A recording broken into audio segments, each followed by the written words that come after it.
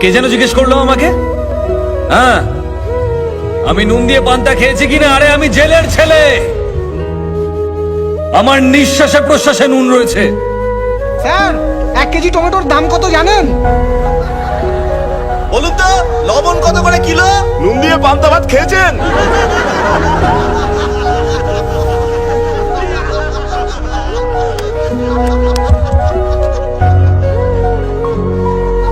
আজ আপনাদের কথা শুনে খুব লজ্জাই করছে আমার। সত্যি কথা বলতে 1 কিলো টমেটোর দাম আমি জানি না। টমেটোর দাম জানে না, নেতা হতে এসেছেন?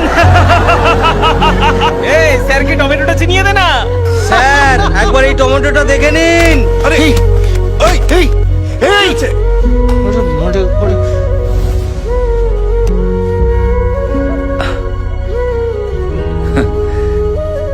কিন্তু আমি আপনাদেরকে এই টমেটো নিয়ে একটা ক্রাইম স্টোরি শোনাতে পারি। বিশ্বের মাত্র 7টা দেশে টমেটো চাষ হলেও সব দেশেই টমেটো সস খাওয়া হয়। আমাদের দেশে চাষ করা টমেটোর ডিমান্ড সারা বিশ্ব জুড়ে রয়েছে। কিন্তু আরো একটা রহস্য আছে, যারা এখানে টমেটো চাষ করেন তারা খুব তাড়াতাড়ি মারা যান। কেন মারা যান? কারণ এখানে টমেটো যে পরিমাণে চাষ হয় আর তার যা দাম পাওয়া যায়, তার মধ্যে আকাশ পাতাল তফাৎ অন্যান্য দেশের তুলনায়। ধরুন এখানে এই টমেটো বিক্রি করে আর এই টমেটো বিক্রি করে একই দামে। প্রচুর চাহিদা থাকলেও আমি টমেটো কিনছি শুধু ওর কাছ থেকে, আর বাকি লোকজনদেরকে আমি বলছি যে ওর কাছ থেকে টমেটো কিনবেন না। আর টমেটো কতদিন ভালো থাকে? মাত্র 2 দিন। আমি কিন্তু জানি না কার টমেটো আগে নষ্ট হবে, কিন্তু দুজন বিক্রেতাই সবসময় ভয়ে থাকবে। তখন আমি সেই সস কোম্পানিকে সমস্ত টমেটো বিক্রি করে দেব প্রচুর পরিমাণ লাভ রেখে, যেটা আমি কম দামে কিনেছিলাম। আমি শুধু এর কাছ থেকেই কম দামে কিনে নিলাম, আর অন্য টমেটো বিক্রেতার সমস্ত টমেটো নষ্ট হয়ে গেল। পৃথিবীর সমস্ত দেশে লোকজন টমেটো সস দিয়ে খাবার আনন্দ করে খান, কিন্তু আমার দেশের টমেটো বিক্রেতা না খেতে পেয়ে মারা যান।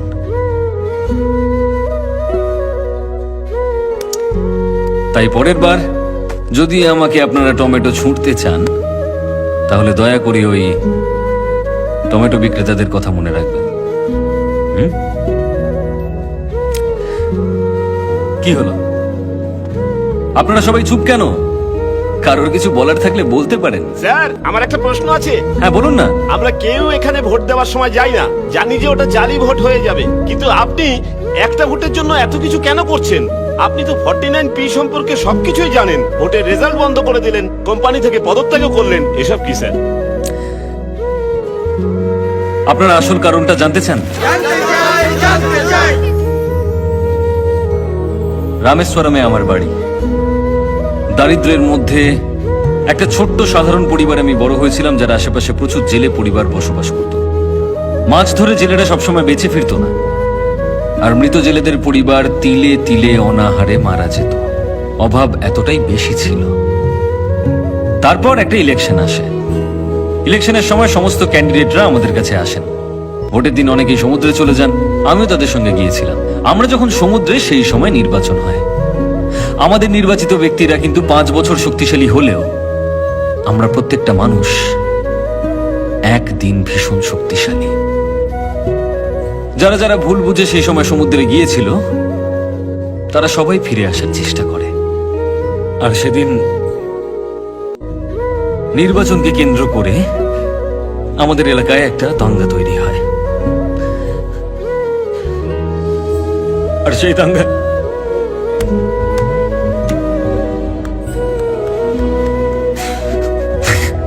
দাঙ্গায় আমার বাবার সঙ্গে 13 জন মানুষ মারা যায়।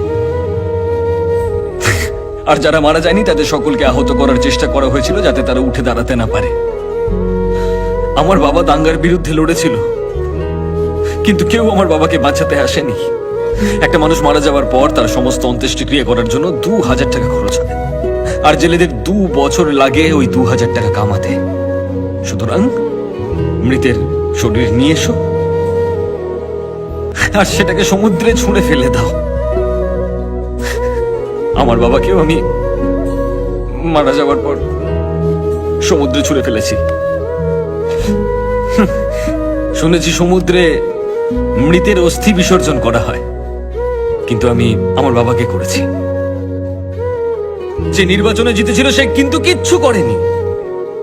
জেলেদেরকে বাঁচানোর জন্য আমার মা সংগঠন তৈরি করেন, জেলের বাচ্চাদেরকে পড়ানোর জন্য স্কুল তৈরি করেন, সবকিছু তৈরি করেন।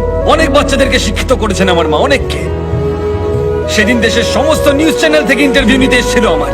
আমি যে দেশেই থাকি না কেন, যেভাবেই থাকি না কেন, আমি ফিরে আসি নির্বাচনের দিন।